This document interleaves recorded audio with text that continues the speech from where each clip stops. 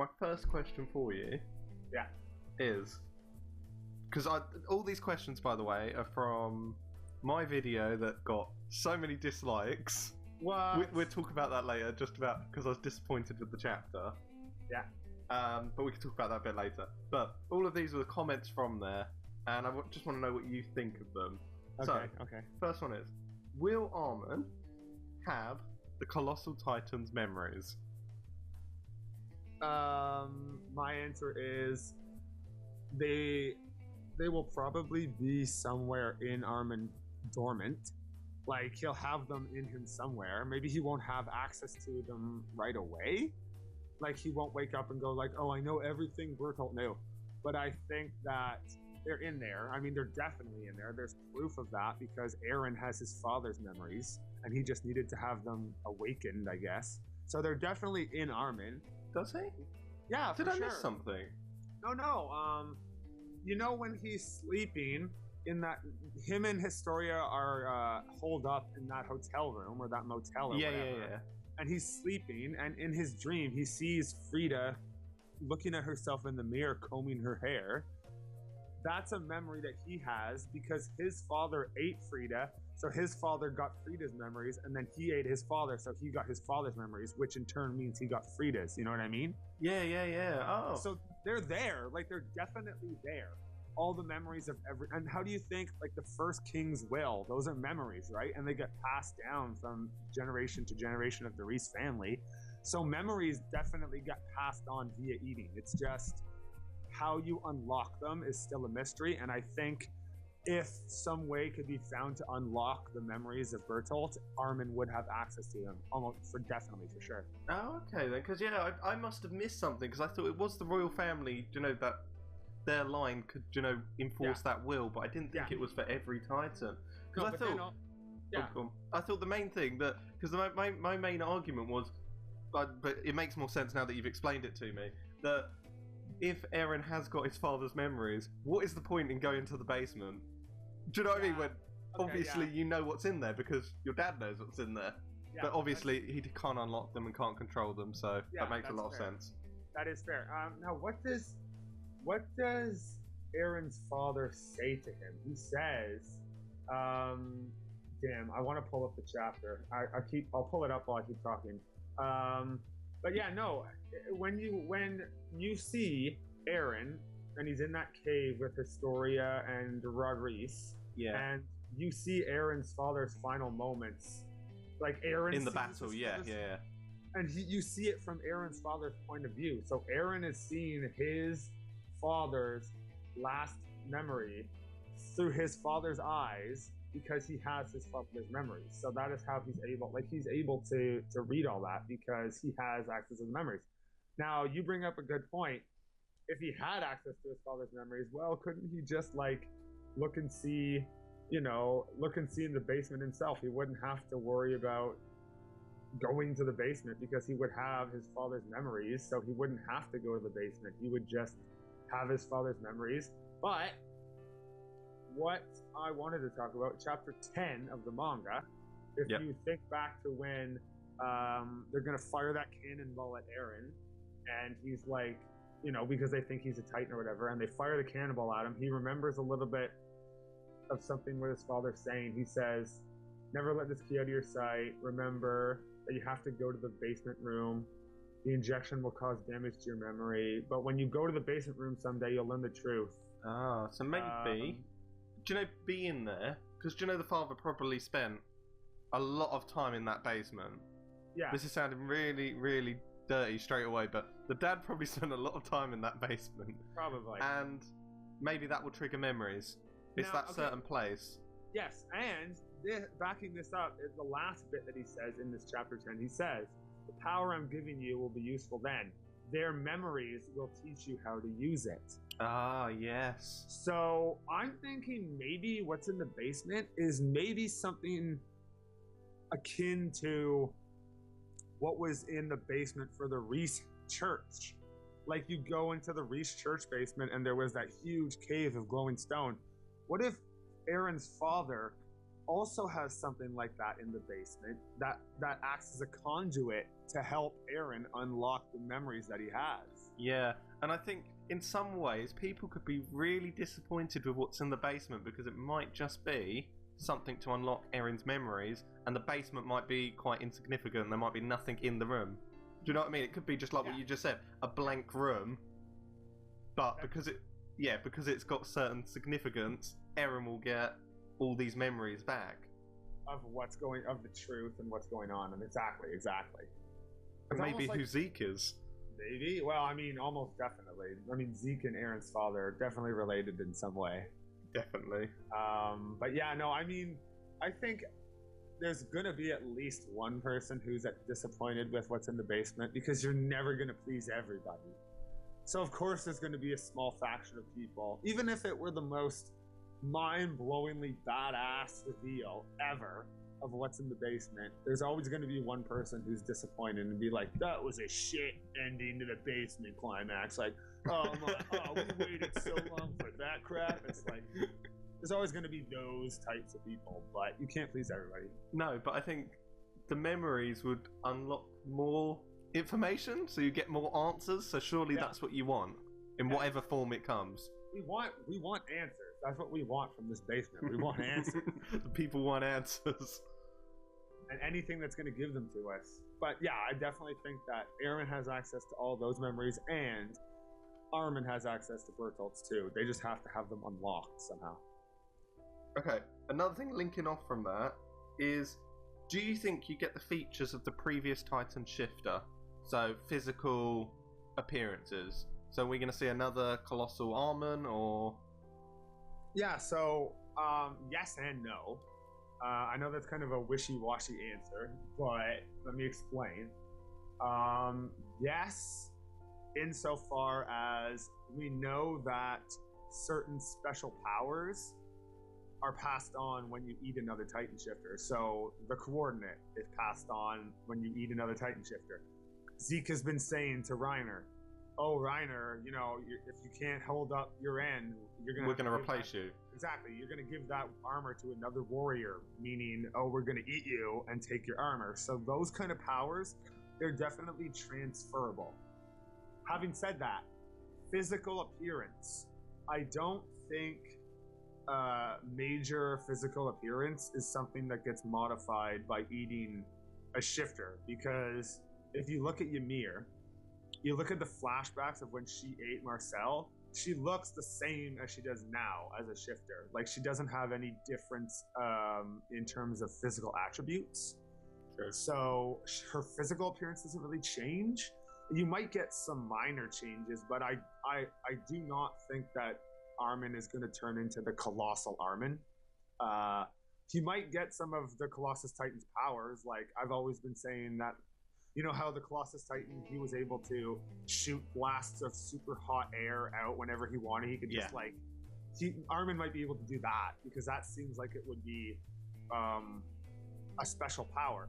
Armin might be like skinless now, just like the Colossus Titan was. Like, he might have just muscle and no skin, maybe. But in terms of him being a 60-foot Colossus, I don't see that happening. Well, what I thought was two things mainly, because I think about Aaron and his father and their Titan Shifters, and they look very similar. Mm-hmm. So that could be because they're related and they're father and son. That's probably the reason, but it could also be that they have similar attributes. Yeah, sorry, go ahead. I was just going to say that Zeke also says that the Colossal Titan is the strongest, and that he is the strongest Titan Shifter they've got. So does that mean Armin's now going to probably take the spotlight in that respect? Possibly. And maybe Aaron will take the mentor sort of role. I can see something like that. You know, Aaron having like a mentoring role for Armin in terms of how to use the Titan powers, because they've got another Titan in Armin now. They don't want to put him to waste. They might as well utilize him because they've got two. They only sacrificed their whole squad for a Titan Shifter. Exactly. So you might as well put him to good use. I was gonna say something. Oh yeah, Aaron's Titan. It is true. To be fair, he looked a lot different when he was first Titanized than he does now. I mean, he looked like a little kid Titan. when he first ate his father, you see he looks way different. He looks like a little kid.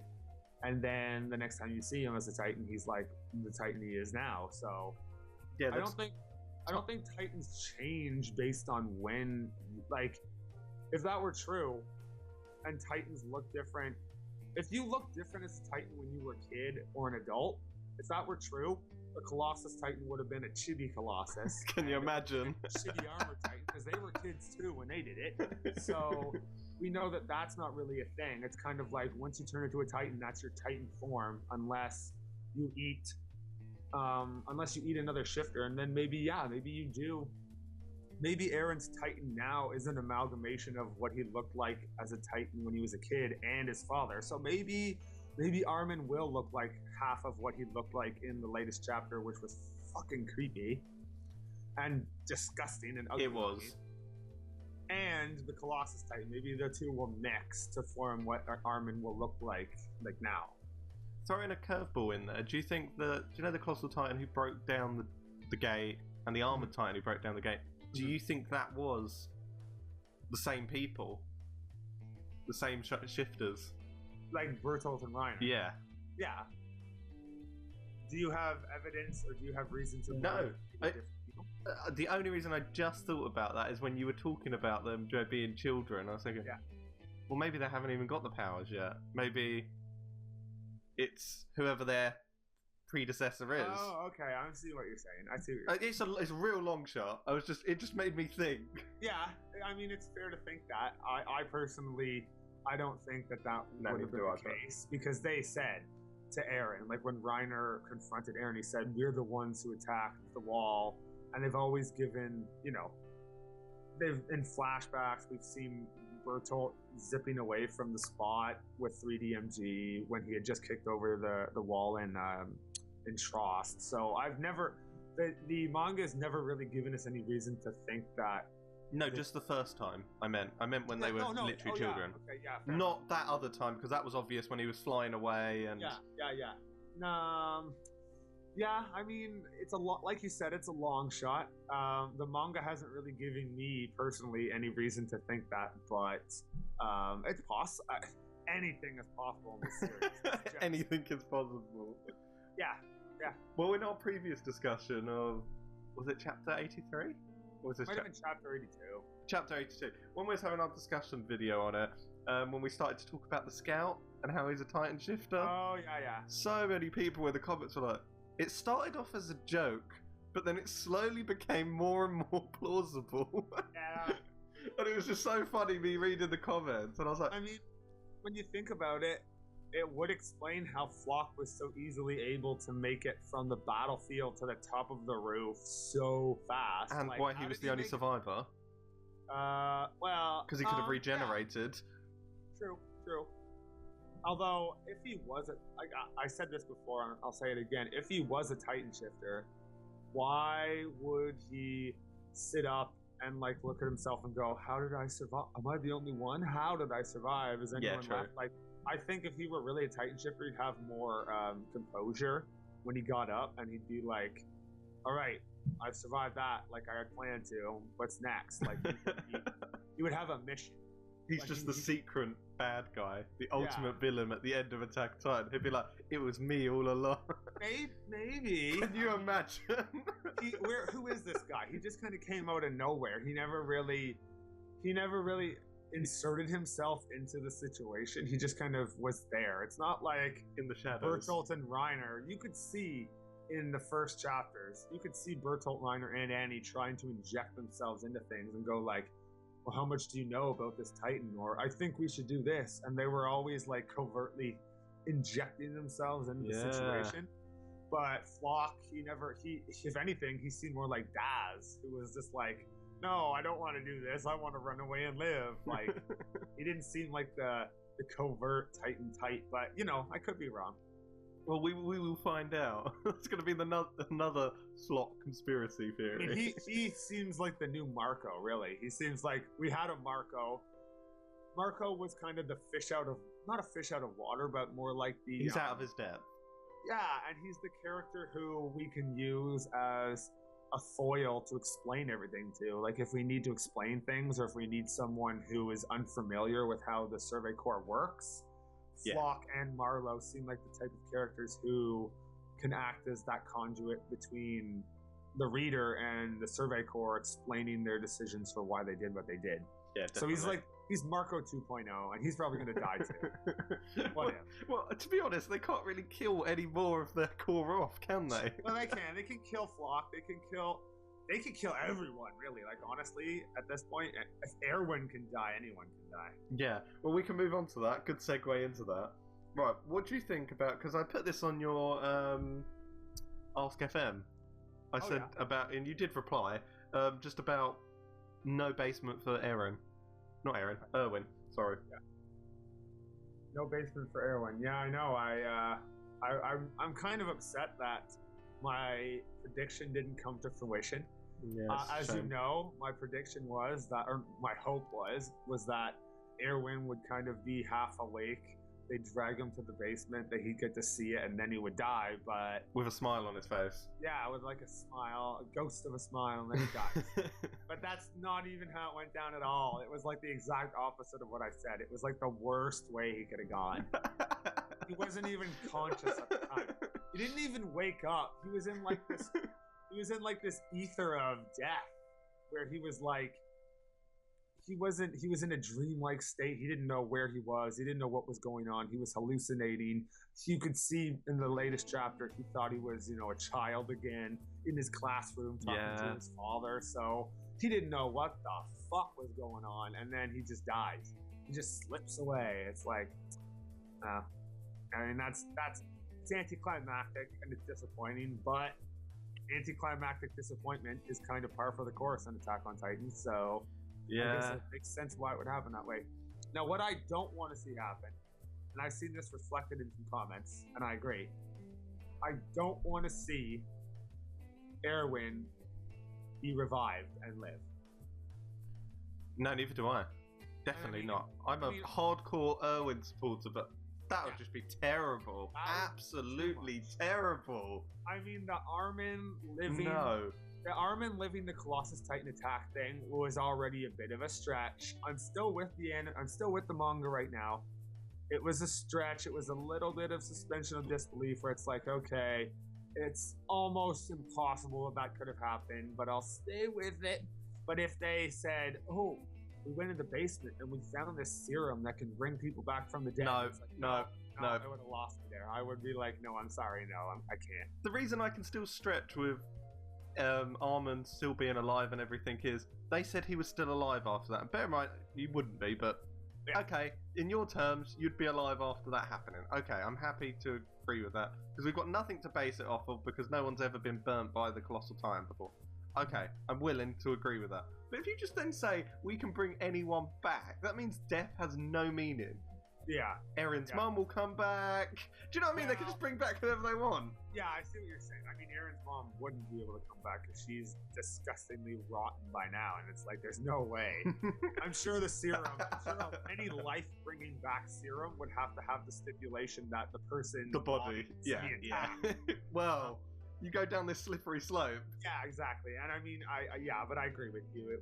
Death would have no meaning, and, it's not like Armin got his head chopped off and then they walked over to Armin's head and Armin's head was like still breathing, and it's like, Armin's head is alive, inject his head.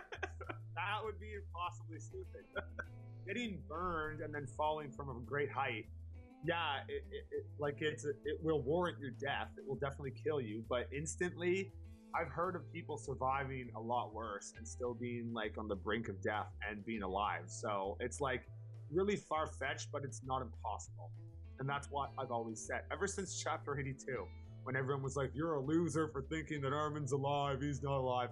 I said, look, like, it's completely possible that he could survive. He might not, but it was possible. And then lo and behold, look who was right, me. So but basically what I've learned from reading lots of mangas and watching lots of anime is they do not say that they are dead, they are not dead. That's just the bottom line of it. And they could just survive pretty much anything. And then some characters are really surprised when they survive. Reiner much? Reiner, how many times has he died? Well, his excuse is, he's a Titan shifter. And I mean, I guess that kind of gets a pass, but whatever. I just can't believe it. I would, to be honest, out of the two, who would you have preferred to survive? I would have preferred the Armored Titan to be eaten, pretty much. No, I prefer it the way it is now. I just feel like the Armored Titan's been given so much spotlight and so much battle time. But I actually he loses every time. Yeah, but I prefer Reiner get the more time, because out of Bertolt and Reiner, I've always liked Reiner more. He's had more of a character. So having him alive and around, especially with his split. Bertolt's just kind of like this background character. I was actually kind of surprised when it turned out that he was the Colossus Titan, because I was just like, really? The flagship mascot of the series is actually this scrawny beanpole guy who never gets any lines or any screen time. And he's so true. He's the enemy of mankind. So it was like, he was just the figurehead, wasn't he? Exactly. And he didn't do or say anything in the training corps or anything. You never would have thought. I mean, I always thought, because I read the when I watched the anime and I looked at all the signs of Reiner, I thought to myself, well, Reiner looks kind of like the Armored Titan. Reiner probably is the Armored Titan, and I put that together. But I never put together that Bertolt was the Colossus, because it just didn't seem like Bertolt was anything, because he was just like a nothing. To be fair, I was looking for a bald person, thinking, right, look for every bald person. One of them is the Colossus Titan. Yeah. And you would have never guessed it was Bertolt, because he just doesn't do anything. And now that he's dead, it's like, I mean, whatever. It doesn't seem like much of a big... I'm more upset that the Colossus Titan is dead than Bertolt, even though they're the same person. Yeah, I see what you mean. Sense.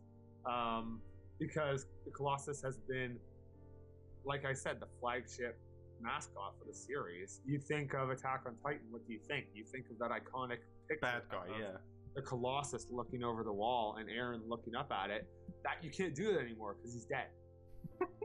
So, but I am glad that Reiner's still around, because I think we can still squeeze a bit out of the Reiner before having to completely dispose of him. Yeah, because what I've been meaning to do, and I don't know, it's probably nothing, but I remember distinctively in the anime when they were talking on the beds, it was like Eren, Armand, and the two Titan shifters. Yeah. They were talking on the bed, and I remember them talking about their old village. Yeah. And I don't know if there's any, because obviously they're going to probably be lying. Yeah, yeah. But I don't know if there's any subtext to that, and I've really been meaning to go back and really dissect that scene and see if there's any, hidden meanings behind what they're saying. Yeah, I kind of agree with you, because like you just said, it's almost assuredly a lie. I don't think that any of that happened when they were in their village, or maybe it did. Maybe it's a daily occurrence that happens in their village because they're not behind the walls. But the placement of where their village is, it's not inside the walls, it's outside the walls. So they're lying about that, and it's like, maybe there is some kind of subtle hints in there. I've never been able to pick up on any, but there could very well be some subtle subtext in that story that they tell that's a lie. But I've never been able to pick up on any, and I'm pretty sharp at these kind of things. So, what do you think about when we're talking about memories? Do you think consciousness comes through as well then? And Armin's going to have this split, like agendas going on. It's I'm stretching here, but I want to theorize with you. Yeah. I understand what you're saying, and I'm thinking to myself that, it kind of feels like that's the way it is with the Reese family, like the Reese King. Like before they get the coordinate, all the Reeses go like, no, we have to relinquish humanity from the walls. We have to let them go. And then as soon as they get the coordinate, they go like, well, no, we're gonna complete U-turn. And it almost feels like the first King's consciousness, as you say, kind of has a grip on their mind and is like, no, you can't do that.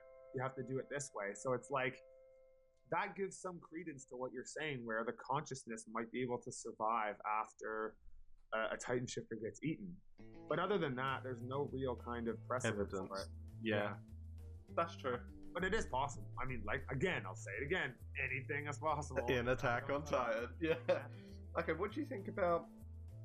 I'm just going... Like I said, these aren't my theories. These are stuff that are in the comments, and I'm just relaying them to you. What do you think about Erwin's hand? And in one of the manga panels, I think it was 13 or 14, correct me if I'm wrong probably, but he uses his hand to, like, he lifts his hand up or moves it and his arm. Yeah. What do you think of that? What do you think that means? Yeah, okay, so I think I kind of get what you're asking me. Like, I think I understand what you're getting at. In the latest chapter, when Levi's just about to inject him, and then Erwin raises his arm up, do I think that the reason he's doing it is because subconsciously he's trying to move his hand away from the serum so that he can't get injected, so he has to inject Armin? Is that what you're kind of getting at? Yeah, because that's exactly what I think happened, and I think it's very black and white like that. But a lot of people in the comments were like saying things like, "Did his arm move? Was that imagination? Was that just in Levi's head?" Do you know, things like this? No, I think, and it started to make me doubt myself because it's just, I thought he just raised it to basically say, "Look, give it to Armin, or don't give it to me." Yeah, I have to also be one of those dissenters who disagrees with you on that point. I personally take it as the reason he raised his hand, Erwin, was because, like I said, he was caught up in that memory of his childhood when he was a boy, and he was imagining himself as a boy, and in his hallucination, he raised his hand as a boy to ask his father a question. And so then the real life Erwin takes that, like, his muscles react to that, and the real life Erwin raises his hand as childhood Erwin in his memory, in his mind, raises his also. So you see him raise his hand, and then he starts asking a question like a child. I took that as he was just reacting to what he was having going on in his head. I didn't think that he was kind of moving his arm away from Levi on purpose to say, give Armin the serum. Because, like I said, he didn't know what was going on. He had no idea what was happening. So how would he be able to consciously say, don't give it to me, if he had no idea what was going on? Yeah, no, that's an amazing explanation. I completely, I'm changed. I'm converted. All right. But I think the reason I took it like that is because that's the way Levi took it. Yeah, sure. I mean, you could make the argument that Levi saw it sort of as a... That was the moment. That was the moment that he changed his mind. Yeah. When he heard, like, he heard... I don't know if what Erwin said really so much changed Levi's mind, because I don't even really, to this day, I kind of still don't get why Erwin said what was he even saying? I don't even know what he was saying in his own childhood memory. Like the question he was asking his father, something along the lines of, regarding things that we don't know exist, how do we prove that they do? And it's like, I don't even get why he'd ask that. But then Levi thinks about his own, like he's given that few seconds more to think even more about it. Yeah. And he thinks about all the stuff, all the people who have dreams. Then he thinks back to Erwin saying thank you to him, because he just wants to, like, Erwin's not suicidal, but at the same time, he was, like, tired, and he was just like, I just wanted it to end. He just wanted things to be over and done with. He was tired of seeing people die on his command, and he really wanted to see the basement, but at the same time, he was just so tired, and Levi kind of went, who am I to pull him back out of death into hell again, basically. So he changes his mind and goes for Armin instead. But if he hadn't have had that split second of Erwin raising his arm, he would never have thought that. So it does work out in the end. Yeah, that was the clutch moment, wasn't it? The grip moment.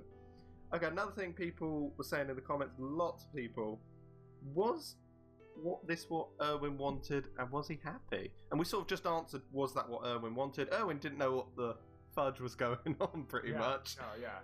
But do you think he was happy to just be out of hell then and be finally let free? So if you were to ask him when he were alive, if you were to explain, let's say, this is hard to explain, but basically what you mean is, if you could ask Erwin, would you be happy with this outcome? Would he be like, yeah, it's fine if that happened, or would he be like, well, no, Levi shouldn't have done that. I wanted to see the basement.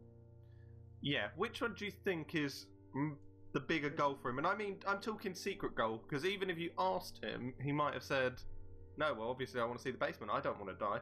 But do you know what I mean? That secret desire, or after all he's gone through and seeing all those people around him dead pretty much. If you remember that manga panel, which was lovely, which was all the people he lost. And he was standing on their bodies, yeah. Yeah. Or like their ghosts behind them, yeah. Yeah, the ghost behind him, yeah. I mean, yeah. I think Erwin, like, he would take the opportunity to see the basement in a heartbeat, for sure. There's no way he wouldn't. But, you know, that part when Levi is talking to him face to face when the Beast Titan's throwing all those rocks, and Levi says, give up on the basement, lead the charge, die for us, and just let me take on the beast. Erwin kind of like, at that point, he accepts his fate and he goes like, okay, yeah, like, I'm gonna die. I'm not gonna see the basement. I'm gonna die. Yeah. Thank you for... He's almost saying to Levi, thanks for giving me an excuse not to see the basement, because he's kind of... The reason he hasn't probably killed himself out of guilt or whatever is because this basement is keeping him alive. This desire to see it, that's his excuse for living almost. Like he's like, well, maybe I should give up on living. Oh, but basement though. But then Levi comes in and says, forget that basement, die. And then Erwin's given an excuse to forget about the basement and go, okay, here's my real purpose, giving myself so that humanity can win. Thank you. So he's given an opportunity. And also Levi remembers, like I said, it would come into play. Levi remembers Armin and how Armin had such passion talking to his friends about, seeing the ocean. Both of their dreams are similar. Erwin and Armin's dreams are similar. However, the way the characters went about trying to fulfill those dreams, Erwin's, it was almost like it was killing him to want to see this basement. Like it was an obsession more than a desire. It was like an excuse. Exactly. The only thing keeping him going was to see that basement. Whereas Armin, it's like a genuine... He didn't care if he was the one who saw it. It was almost like he wanted himself and his friends, he wanted everyone to share in the experience of seeing the ocean. When Armin, quote unquote, dies and he falls from being burned, he's not thinking to himself, no, I'll never see the ocean. Well, I mean, he is kind of thinking that, but he's not regretting it and going like, I'll never, oh no. He just wants to see it still. He does, but he also says, I guess he's happy that Aaron is at least going to be able to go and see it for him. Like he's thinking about his friend going to see it instead of thinking about himself not. Whereas I think if it were reversed and Erwin was in that situation, Erwin might think, oh, I really wish I could have seen that basement. Crap. He didn't have anyone to share in that dream with, whereas Armin did. So sort of like the selfless desires, isn't it? Exactly. Yeah. It's kind of like a selfless desire as opposed to a selfish obsession. And Erwin himself has admitted it on several occasions that he's selfish and he just wants to see the basement for his own selfish desires. So I think Levi made the right choice on an emotional level to save Armin. Okay, and another question I've got for you, and quite a few people put this in the comments. I think it was about 5 or 6 people, and they got thumbed up to like 6 or 7. So quite a lot of people were thinking this was, can now a main character die? And let me explain, because I feel along the same lines now that at one point in the series, Eren got eaten, we thought he was dead, he came back. Now, Armand, near to death, come back.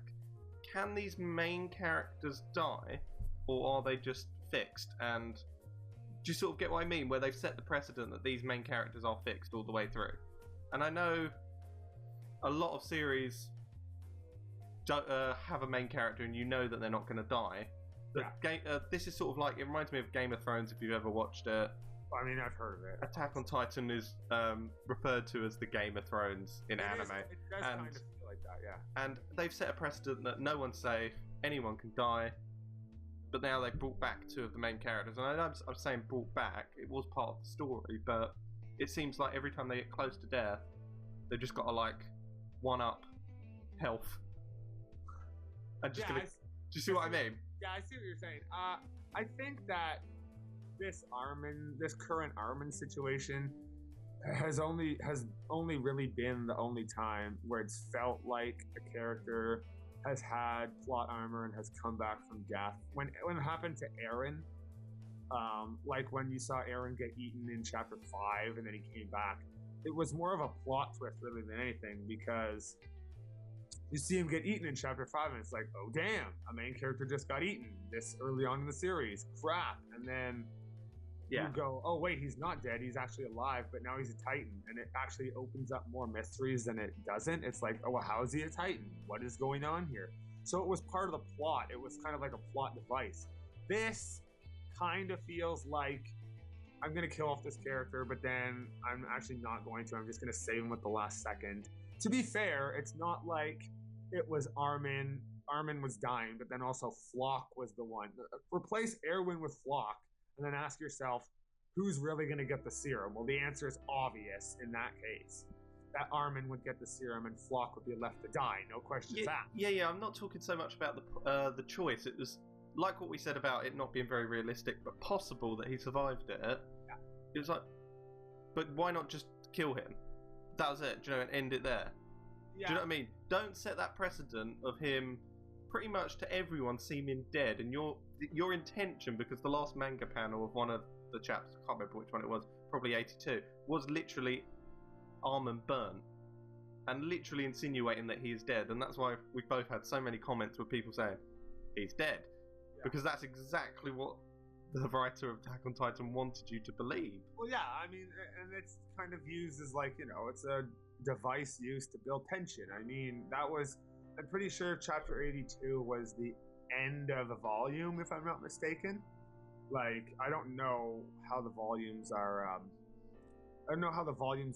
bunched together in terms of chapters, but I'm pretty sure at the end of every volume, the chapter that ends the volume kind of has like a twist or like the cliffhanger.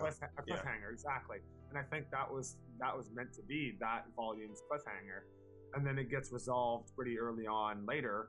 So I think it was never meant to be like a death, like an actual death scare, more so just a cliffhanger. Kind of cheap the way they went about doing it. But then again, yeah, I mean, you can't kill Armin. You can't kill him. You just can't kill Armin. He's too... I would almost say that you would have more of an excuse to kill off Eren than Armin. That's very controversial, but I completely agree with you. I've got no investment in Eren at all. Well, I mean, I have slight investment, but I really have more investment for Armin. And the moment I think that really happened was when he's explaining to Eren, and when Eren's explaining to Armin himself, he's like, I used to just be this shithead kid who just sat around looking up at the sky. And you can see the blank expression on Eren's kid face, like, what?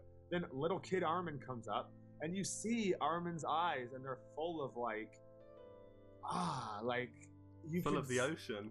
You can get the sense that he's just so inquisitive and so wishful, and then Eren realizes, like, damn, son, I'm actually a blithering idiot. Now I feel like crap. Now I'm pissed off at these Titans, and that's when he changes, basically. And Armin just feels like he has more depth. I mean, ocean puns, depth of the ocean puns aside, he really feels more depthful than Eren. And this is a series, Attack on Titan is a series that really feels like it's very plot. How do I want to describe this? It's a series that's driven. It's action. It's got action in it, to be fair. It's driven by the plot. It's driven by the plot. It's driven by characters divulging information to others. The best chapters in my mind are the chapters where characters are just spouting off a bunch of plot stuff, and it's like, telling us the mysteries of Attack on Titan. Those few chapters when Eren, Ymir, Bertolt, and Reiner are sitting on the trees talking to one another, and they're giving little snippets of information. Yeah, that's so good. They give out absolutely nothing at all, but they're starting to give like little droplets of hints. That's what I like. Little breadcrumbs for you. Exactly. And Armin is the perfect character to have that kind of stuff happen with, because he's a smart character. He knows what's going on. He has that kind of almost omnipotence or omniscience where he knows what's what and he knows what to do. And to have him be dead, it would almost be boring, really. Yeah, and linking from that of why Armin's so important, I think one of the main things, because I know you're very invested in him personally, but I'm more invested in him in what he does to other people, and in context of the main character, which is Eren, he completes Eren. Eren's only dream is to wipe out all the Titans, and he's driven by absolute revenge and vengeance. But then you've got Armin, who's now convincing him, why don't we see the ocean? A good dream, not driven by vengeance. It balances him out and gives him hope, something to fight for, something to wish for, instead of just sacrificing his life trying to wipe out as many Titans as he can. So that's why I think Armin's so important, especially to Eren.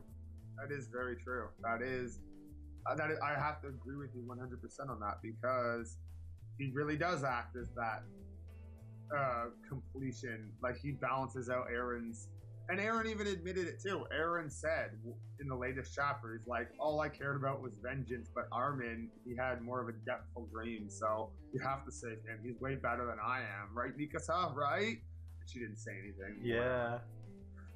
Okay, right. I've got a couple more questions because we're getting up to like 40 minutes. I think I'll speed round it. That's fine. For you. So, the short answers, what do you think? Right. Because these are all the things, like I said, I've taken all these questions from comments that I've had. Quite a few people also saying that, was the chapter short? Do you think it was short? I think... No, I don't think it was short. I think chapter 83 was short, if anything, but chapter 84, they got out what they needed to get out. If it felt short, that's only because you were so into it and so invested in it that it just felt like it went by really fast, but it didn't feel any more or less short to me than usual, no. No, okay, I completely agree with you. What do you think about Mikasa versus Levi? I mean, had that gone down, she probably would have won. She said it herself. She was like, "Oh, he seems really tired. Like, I can totally I can like take on him via strength, because he was really tired. He was doing a lot, and so he was exhausted, and she was exhausted too, to be fair. But I think she had a little more strength left. So had push come to shove, she definitely would have won in a confrontation with Levi.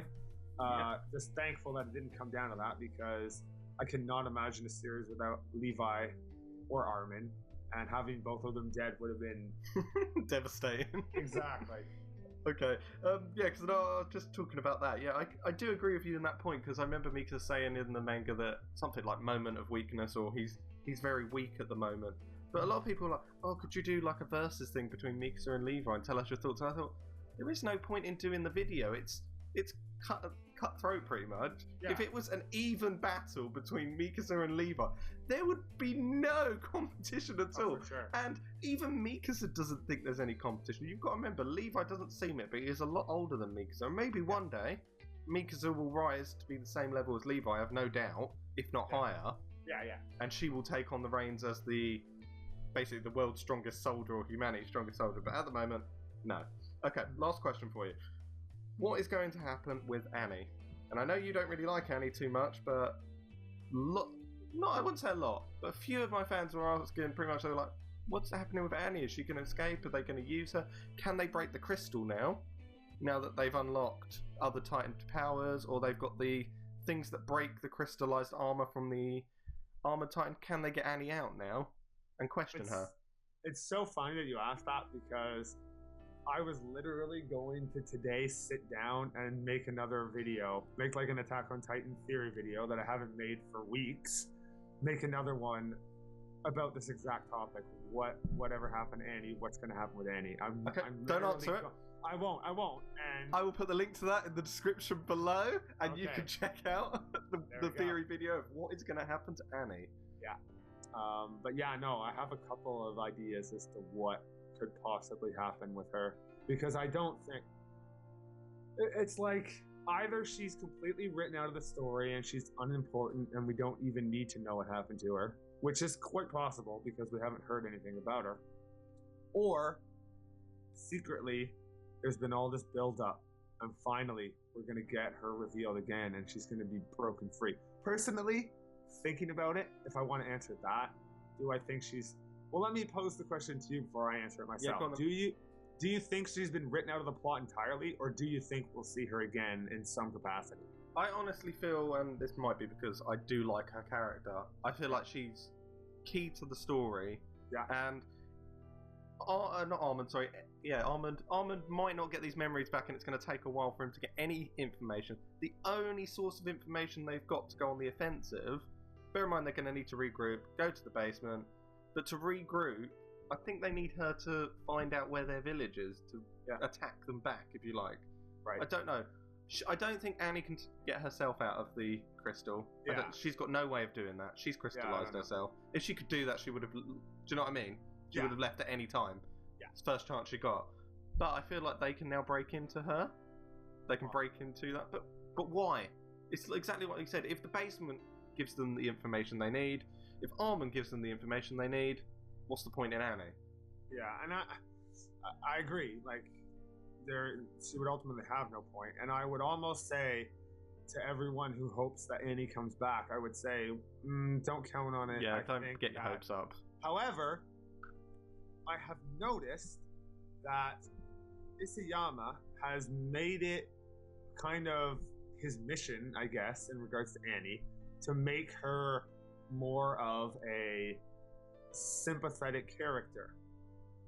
I have read, and I can't remember where I read these interviews, but I have read in interviews that in the manga, Annie doesn't show any kind of emotion whatsoever when she's been revealed as the female Titan. Like, she doesn't seem scared or anything. Like, she seems like just another jerk, emotionless character. But then Isayama felt bad that she was basically just like this emotionless, heartless character. So in the anime version, when she's revealed and she's about to bite her hand, she does the laughing. She kind of has like, she has like a little kind of smirk on her face, like a smile, like I've been found out, and she's like, it's like a half panic, half relief. But after that, she goes into like hysterical laughter. Yeah, I think I'm not sure if the laughter is also part of the manga. I will literally quickly check. I don't think it is, but there's there's just that when she's right about to bite her hand and transform, she's got a smirk on her face. It's like a half smirk of relief that she's been discovered, because now she doesn't have to have this burden on her. Exactly, and a half like scared, like she's scared that she's being discovered. It's that like adrenaline, nerves. Ooh, you found out my secret. Yeah. Do you know what I mean? That sort of it's changing the dynamics for her. Yeah, and she kind of has that smile in the manga as well, because I'm looking at it right now. It's not as pronounced, but you are right. She does not have a laugh. And I think, you know what? I think I'm sounding like a complete idiot. I'm dead wrong about that smirk, because that smirk's in the manga too.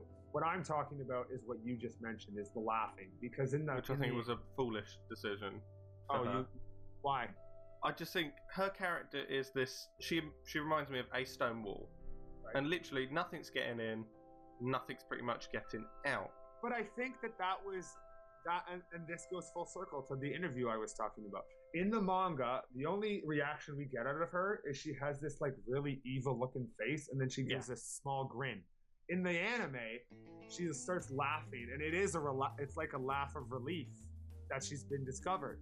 Yeah, I guess they over-exaggerate it in the anime anyway. And I think in this interview, Isayama said, like, I felt bad that I didn't make her laugh or do that in the manga, because I kind of wanted to convey that she is a real person who has real feelings, but instead he just made her look like this stone cold bitch. Oh no, I still think that she has got emotion, and I thought the smile was just like the only thing that could break her. Someone who's got pretty much no emotion, the biggest thing for them isn't going to make them burst out of laughter. It's going to break them, and like with a little smile, I thought that was so much more subtle that, oh, she's been broken, she's been rumbled. But yeah, I guess the laugh, it's just minor details, isn't it? I guess it's subjective to what you think. But I do... Oh, go on. But then in the chapter when we see Marco's death in flashback form, Annie really feels like a fragile kind of character. Like, she's crying and she's upset. Well, maybe this is why she's hardened now. That's what I'm saying. Like, I think Isayama has kind of tried to adjust her character to make her seem more of a relatable character. Yes. And why would he bother doing that if not for the fact that she's going to come back at some point, and he might as well have her relatable a bit more if she's going to come back. You know what I mean? Yeah, but linking back to that, the only person for me who could ever get past Annie's stone wall was Armin. Yeah. And this is going to link to him having to question her. And do you know, like what you said, the breadcrumbs? She's going to be interviewed, she's going to give breadcrumbs, and he's going to have to try and think, oh, how's this going to... Do you know what I mean? How does this fit in? And then you've got that whole thing that you love so much with the tiny bits of information, him dissecting it and getting more out of it. Yeah, absolutely. But in terms of how I think she's going to get out of the crystal, like I said, I've got a video coming up. I'll leave it to that. But I do think that there's a possibility, at least, that she'll come back. But then again, she might not. This is Attack on Titan after all, and as we all know, say it with me, anything. Oh, anything can happen. In Attack on Titan. We need to work on that. Yeah, we need to. Now, I just have two more questions for you. Yeah, go for it. Number one, I watched a bit of your Attack on Titan the game on Steam that you put on your channel. Yes. And you were saying how you thought Annie was fit. What does that mean exactly? Fit? Is that like a British term for attractive? Oh yeah.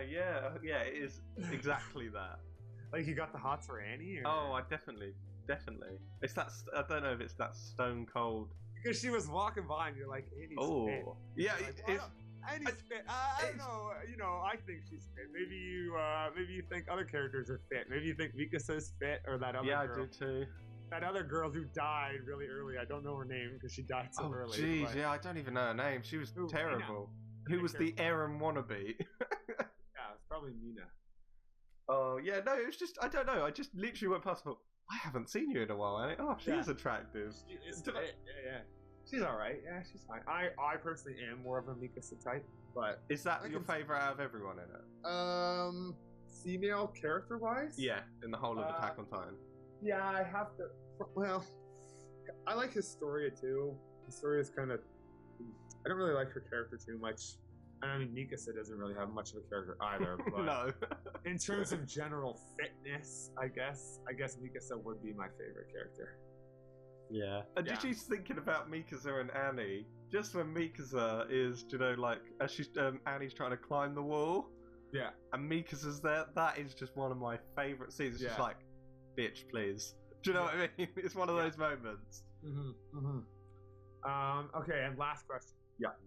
Chapter 85. What do you predict is going to happen in Chapter 85? I have done a video with my predictions, but basically I think it's going to be and let me know what you think, because you probably might think something different, but I just think it's going to be, I don't want to say a nothing chapter, because no Attack on Titan chapter is a nothing chapter, but it's going to be a chapter of rest, chapter of recovery, a chapter of catching everyone up with where they are, regrouping, telling Armand if he's up, what's going on, what's happened, getting everyone up to speed, seeing how they all react to that, going towards the basement, and I think, and I hope they don't do this, the last panel will be the basement, like them going towards it, or finding it, lifting rubble, oh look, there's a door to the basement, or whatever. Yeah, I kind of agree with you. I hesitate to use the word filler, because, like you said... It's just not, but... There's no filler in Attack on Titan, but... You know the chapter right when they capture Annie, Hanji talks to Pastor Nick on top of the wall. Yeah. I would call that a quote-unquote filler chapter because it's right after the action. It catches everyone up. But that's what you need. You can't fit. Yeah. It's either you do catch people up very, very quickly and it's not done right, and then you've got half the chapter of seeing the basement with no sort of hook for the next chapter.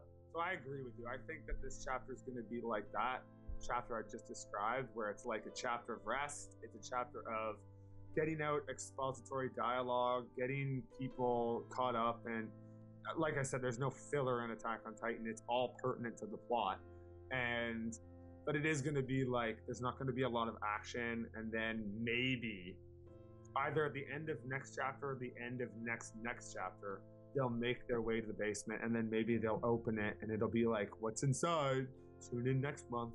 Yeah, but to fill it out even more, if they couldn't fill it in, they could easily just add in scenes with Zeke. Yeah, for sure. And Reiner. Yeah, and Reiner, and they could be they need to catch up with what's happened as well, and you can see their reactions and Reiner's reaction to losing his best friend, pretty much. Do you know what I mean? So you could see it from both sides, like they're both recovering, both getting their strength back, and you get little insights to the character, which I think is really valuable. Yeah, for sure, absolutely, especially in a series like this where plot and character are really important, the most important integral to it. Yeah, for sure. But yeah, cool, awesome. Okay, I think we'll leave it there. We've done a good, near an hour.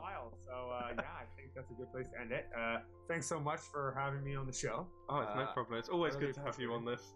I should have almost recorded this also and used it as a talk on Titan, because this would have basically been like the perfect length of an episode. Yeah, I don't know if I can I could probably send it to you, but it's going to be like a lot of gigabytes. It's fine. I'm already going to have a couple people chat about Chapter 84, so I'd say when Chapter 85 rolls out, if you want to come back onto my show and have a talk about Chapter 85, that'd be great.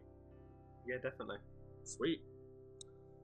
All right, so thanks for talking with me, and I will speak to you another time. Yeah, do you want to do the outros? You know my outro so well. I think you've kind of changed it up. I keep changing it up. I'm going for new stuff. I just don't know. It's on the moment. I'll do it. I'll do it. Here we go. This is Dead Diligent wrapping it up. Here we go. Dead Diligent saying, thank you everyone for listening. Make sure to hit that subscribe button at the bottom. Become a part of my Dead Legion. And as always, have a good Attack on Titan afternoon. Perfect.